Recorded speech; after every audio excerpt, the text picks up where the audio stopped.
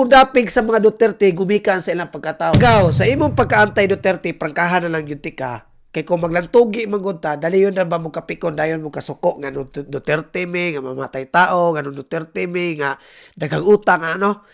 So, para nga magkasinabot agaw, prangkahan na lang yun tika. Mangutana lang kung mga tulo, o duha ka pangutana. Una, ikumpara ko no ang palibot nimo sa panahon ni Tatay Digong ug sa panahon karon nga administrasyon.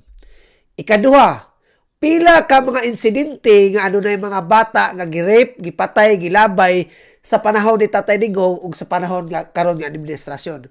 Ikatulo mga agaw, ngano ay dili man ka sa Duterte, maapektahan ba ang imong illegal nga negosyo or maapektahan ang imong illegal nga bisyo? Mao ra man gyud atong mapangutana. Kung magtandi ta sa atong baruganan mahitungod sa politika.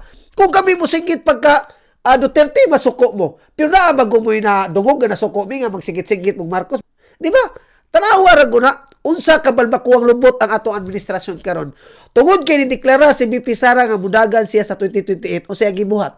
Niadto sa naga nang kikita sa iyang kontra, rival niya sa politika, kundi ang tao sa Liberal Party or gitawag na karon nga kakamping. Sa dihang napili pa siya kaniadto sa vice presidente nga eleksyon, usabi ang istorya, gitikasan siya, gigamitan siyang trolls. Pero kay karon kita sila o nakita nila kung unsa kalig-on si BP Sara, mao nang nag-usa sila. Diha pa lang mga agaw, mahibong lang yun mo.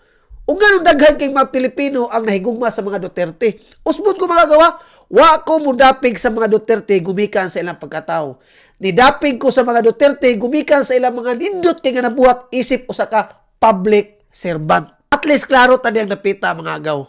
Kaya ang imo mong baruganan, dili ka sa Duterte sa ilang pagkatao, pero wala nimo tanawa kung kinsa si Duterte isip usa ka public servant. Mangutana ko nimo. Sa mga benepisyo kung ay mga ayuda kaniadto, naglisod ba ka sa pagkuha niya na panahon ni Tatay Digong? Wala, di ba? Pero karon, og dili ka kaalyado sa kapitan, di ka kaalyado sa mayor, makadawat ka dili. Kanang mga pangutanaha mga agaw, dili na gyud nako mistil pang iistorya nimo. Kun lang sa nagpabutabungol ka, mao nang kinahanglan ti kasudyaan. Sudya nga pwede ka makapahimulos ang imong mga anak, ang imong pamilya. Pero kung magpadayon ning ingani klase sa administrasyon, tikyaog tatanan, apil sa ka, kay Pilipino man ka. Mao nang ayaw yun mo taon kahibungan ng daghang mga Pilipino nga nahigugma sa Duterte. Kay dili tanan Pilipino adik og naay illegal nga negosyo sama ninyo.